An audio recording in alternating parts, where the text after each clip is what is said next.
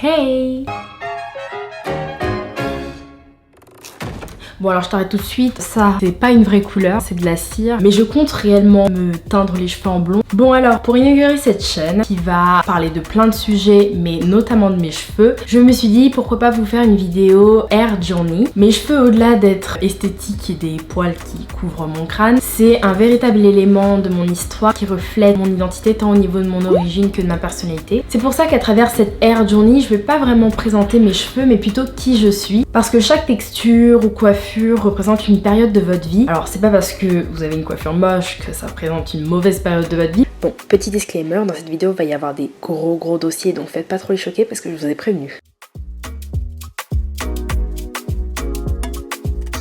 La première année de ma vie, c'était assez compliqué pour ma maman d'attacher mes cheveux, tout simplement parce que mes cheveux n'étaient pas assez longs. Elle essayait de faire une petite couette, on dirait un peu Krusty le clown, mais mes versions de moi quoi. Là à 2 ans elle a commencé à pouvoir attacher mes cheveux. Entre 0 et 7 ans c'était ma maman qui s'occupait de mes cheveux, et entre 8 ans et 12 ans c'était beaucoup plus mon papa qui s'occupait de mes cheveux. Bah pour cette photo on va pas trop épiloguer. En fait je faisais cette coupe parce que ma soeur m'avait dit que c'était trop beau, on aurait dit Rihanna. Alors du coup je me sentais hyper fraîche à chaque fois que je faisais ça. Or c'était moche, elle m'a bien eu.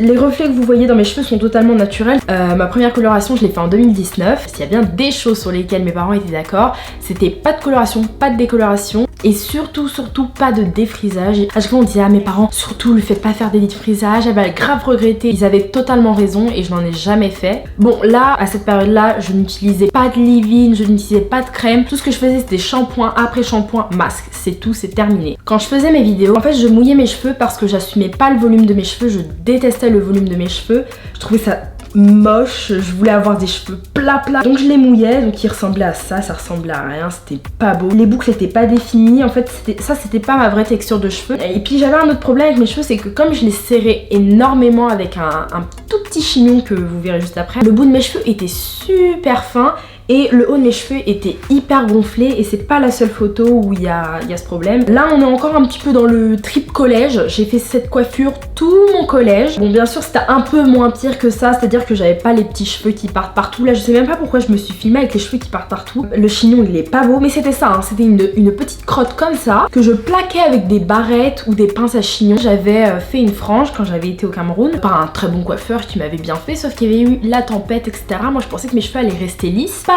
du tout, ils sont pas restés lisses, la frange c'était n'importe quoi, on aurait dit un caniche. Du coup ce que j'étais obligée de faire c'était de plaquer. Moi je voulais que mes cheveux ils soient ras mon crâne mais j'y arrivais pas, et du coup j'utilisais des barrettes pour éviter que les petits cheveux comme ça ils partent n'importe où. Là j'étais en 5ème et c'est un peu l'époque, bah il y avait toujours les mini chignons. Les mini chignons ça a duré longtemps si vous savez. Donc là c'est la mèche lisse avec les cheveux derrière, frisés. Quoi qu'il arrive c'est pas beau. Et un autre détail qui a aucun rapport avec ma hair journey, mais c'est mes sourcils. Je ferai peut-être une story time sur mes sourcils pour que vous compreniez pourquoi il y a cet écart Paris-Dakar là, parce que... Bref, next. La 6ème c'est la période à laquelle ma cousine m'a fait découvrir le lissage, parce que je pensais que le lissage c'était plus le défrisage finalement, je savais pas trop la différence. Et elle me lissait super bien les cheveux, mes cheveux ils étaient souples, ils étaient longs et je les adorais comme ça. Ici j'ai les cheveux bien lisses version bâton, mais comme on peut voir le volume il est en haut et en bas c'est plus fin, mais j'avais les cheveux très longs, j'avais les cheveux jusqu'aux fesses en fait. Et là je suis tombée dans une période très mauvaise pour mes cheveux.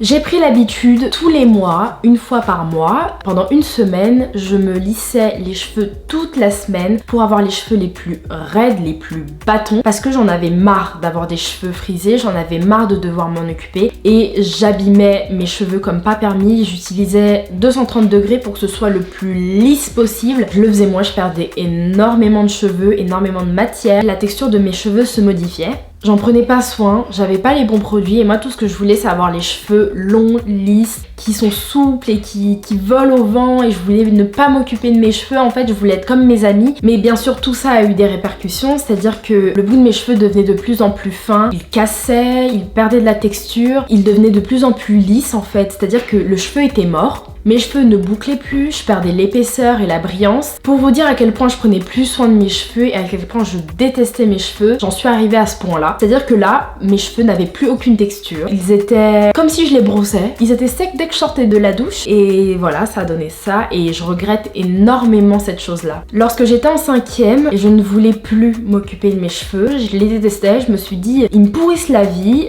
Ils sont même pas beaux. Ils attirent personne. Alors que je voyais plein de filles super jolies avec des super beaux cheveux frisés. J'étais en Grèce. Donc en Grèce, il y a eu la mer, etc. Je me suis bien amusée. Le sable, le mélange. Mais en rentrant à l'hôtel, j'ai juste rincé mes cheveux et j'ai décidé que j'avais plus besoin, j'avais plus envie de m'occuper de mes cheveux. Le problème, c'est que ne pas s'occuper ses cheveux pendant 3 semaines, oui 3 semaines mais je dois être gentille, ça devait être 2 mois, c'est n'importe quoi. J'ai été chez ma tata, un mois après la rentrée, elle me dit oui, j'ai plein d'échantillons pour ton type de cheveux, tu pourras essayer. J'étais super contente, je vais à la douche, je veux essayer ses produits et là, qu'est-ce que je touche? Je touche un dreadlock énorme, il était gros comme ça. Il y avait un gros dreadlock calé derrière comme ça, mais tous mes cheveux formaient des mini dreads. Et moi je m'en étais pas rendu compte parce que je me suis dit mes cheveux ils vont s'entretenir tout seuls au pire, on s'en fout. Je descends, je vais voir ma tata en pleurs. Mais là, on bat un record. On bat un record de pleurage. J'ai pleuré. Vous savez même les coiffeuses afro, elles font moins pleurer que ça. Hein. J'ai perdu une masse de cheveux. Vous savez, même en faisant des braids, on perd pas autant de cheveux. J'ai regretté et ma tata elle m'a dit ça sera une bonne leçon pour toi. En juin 2016, j'ai découvert la chaîne de Shira Kainski et celle de Jasmine Brown. Alors Jasmine Brown, elle est américaine et Shira Kainski, donc elle est française. Je pense que beaucoup d'entre vous la connaissent. Donc c'est une youtubeuse que j'aime énormément et je la trouve gentille, jolie et elle est drôle aussi. Et Shira Kainski m'a plus aidée à assumer mes cheveux. Elle a des cheveux énormes. C'est une fille qui est complètement ouverte. C'est une fille qui s'en fout de tout. Et moi, c'est ce que j'ai beaucoup aimé dans son type de vidéo. Elle expliquait des petites routines, des petits tutos. Elle faisait des petits trucs comme ça. Enfin, moi, je la suivais plus à l'ancienne qu'aujourd'hui. Et voilà, le fait de voir qu'elle avait des cheveux aussi énormes, je me suis dit, mais elles sont super belles ces youtubeuses et pourquoi je ferais pas pareil qu'elles? C'est grâce à la youtubeuse Jasmine Brown que j'ai réparé mes cheveux. En fait, je vais vous raconter. Un jour, elle a fait une routine où elle expliquait sa routine pour les cheveux pour l'été. Elle utilise que des produits américains parce qu'avant, je savais pas que les produits américains, on pouvait aussi les trouver en France. Elle utilisait des produits, je me suis dit, je vais utiliser les équivalents. J'ai découvert que le produit DOP, ce produit-là, c'était pas un masque parce qu'avec mes cousines,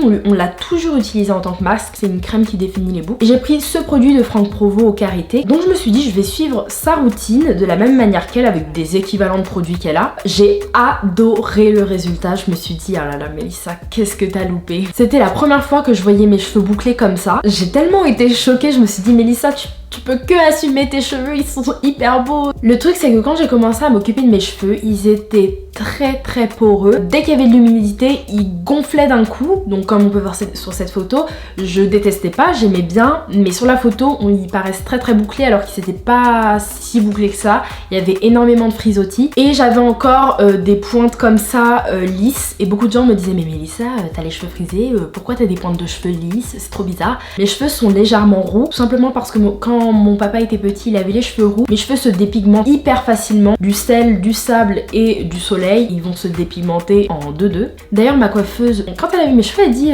ah tiens, je vois qu'il y a eu une coloration, une décoloration, je sais plus ce qu'elle avait dit. Et je lui dis ah non, jamais. En ayant retrouvé cette texture, je me suis promis de ne plus jamais, mais jamais me relisser les cheveux. Sauf que ma cousine avait acheté un steam pod. Et donc ma cousine m'a proposé de tester le steam pod et je lui ai dit bah pourquoi pas. Elle me dit en plus ça abîme beaucoup moins les cheveux. Grâce à ces youtubeuses, je commençais à prendre soin de mes cheveux. Je commençais à découvrir que mes cheveux poussaient. J'aime beaucoup cette photo parce que pour moi c'est la période où il y a eu énormément de changements dans ma vie. Mais que des changements positifs, que des changements qui ont apporté du plus dans ma vie. Déjà j'ai déménagé, c'est là que je suis passée au lycée, j'ai rencontré des nouvelles personnes, etc.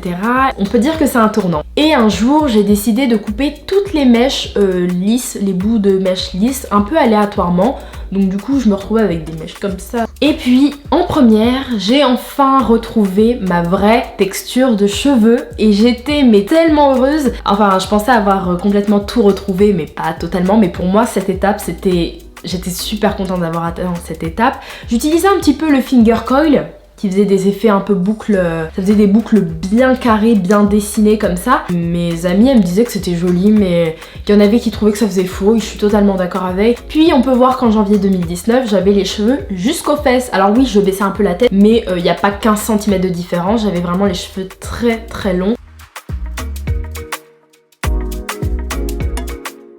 Donc je lui montre ce que je voulais, moi je voulais ça. Donc je lui ai montré ça et je lui ai dit je veux ça mais sans passer par la décolo, qui est impossible en fait. Donc j'ai pris un rendez-vous, un mois après j'étais avec elle, donc elle m'a fait un diagnostic et vous pouvez pas savoir à quel point ça fait du bien d'aller chez le coiffeur quand ça fait 7 ans que vous n'avez pas été chez le coiffeur et surtout quand c'est une coiffeuse pro spécialisée dans vos cheveux. J'étais tellement contente et en fait elle a fait du bon travail en fait et du coup je me suis dit ok bon ça va devenir ma coiffeuse officielle, je vais lui faire de la pub, je vais parler d'elle sur YouTube, c'est sûr elle le mérite. En tout cas pour conclure cette vidéo je voulais dire que les cheveux naturels c'est une véritable force, ça m'a permis de m'affirmer et de me sentir un peu plus fort et j'ai pris beaucoup d'assurance, j'ai pu faire de nouvelles rencontres. Je trouve ça génial hein, de faire des braids, de mettre des perruques, de mettre des extensions. C'est bien sûr on peut faire du changement, moi aujourd'hui on peut faire tellement de nouvelles choses que pourquoi pas en profiter, mais j'aimerais tellement que les filles qui ont les cheveux naturels en profitent et elles assument leurs cheveux de temps en temps. Alors je dis pas de le faire tout le temps parce que ça nécessite un grand soin, beaucoup de temps et je m'en rends compte parce que aujourd'hui je m'en rends compte, ça me prend énormément de temps, c'est minimum 2 heures à chaque soin. Je voulais juste dire ça, je voulais juste faire un petit message dans cette vidéo. J'espère que cette vidéo t'aura plu quand même. N'hésite pas à t'abonner à mes réseaux sociaux, je fais beaucoup de temps en temps des photos, des stories, à mon compte Twitter et je te dis à plus pour une prochaine vidéo.